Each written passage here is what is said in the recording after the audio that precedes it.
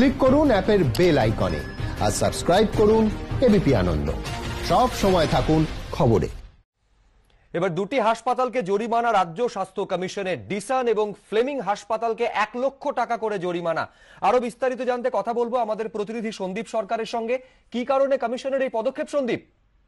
দেখো, করোনা আক্রান্ত দুটি পৃথক হাসপাতালে দুই পৃথক রোগী তারা করোনা আক্রান্ত হয়ে ভর্তি হয়েছিলেন। ডিসান হাসপাতালে কালীঘাটের বাসিন্দা এক ব্যক্তিকে ভর্তি করা হয়। প্রথম অভিযোগ হচ্ছে ভর্তির সময় অগ্রিম নিয়ে টালবাহানা করা হয়েছিল এবং সেই অগ্রিম মেটানোর পর চিকিৎসা শুরু হয়।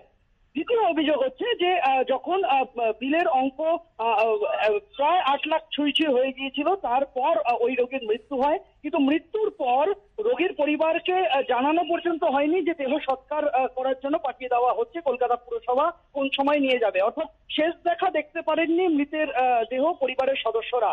আর যে বিল তাদেরকে ধরানো হয়েছিল সেই বিল কমিশন মনে করেছে যে ওই বিল কলকাতা শহরের অন্য কোনো ডায়াগনস্টিক সেন্টার থেকে ওই পরীক্ষা নিরীক্ষাগুলি করালে তার 4 ভাগের 1 ভাগ অঙ্ক বিল হিসাবে হতো।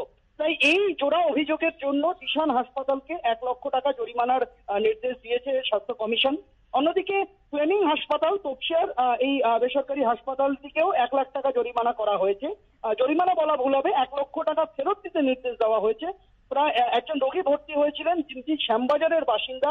ওই রোগীর চিকিৎসায় উন্নতি হচ্ছিল না। তারা যখন রোগীকে অন্য জায়গায় স্থানান্তর করতে চান তখন রোগীকে জোর করে ভেন্টিলেশনে দিয়ে দেওয়ার অভিযোগ উঠেছিল। কিন্তু পরবর্তীতে চাপের মুখে হাসপাতাল কর্তৃপক্ষ রোগীকে ডিসচার্জ করে দেয়। সেই রোগীকে বাড়িতে নিয়ে যান পরিবারের সদস্যরা এবং যে রোগীকে ভেন্টিলেটরে ঢোকানো হচ্ছিল সেই রোগী বাড়িতেই সুস্থ হয়ে যায়। এই ঘটনায় 1 লক্ষ টাকা বিলের অঙ্ক থেকে ফেরত দেওয়ার নির্দেশ দিয়েছে স্বাস্থ্য কমিশন ফ্লেমিং হাসপাতালকে।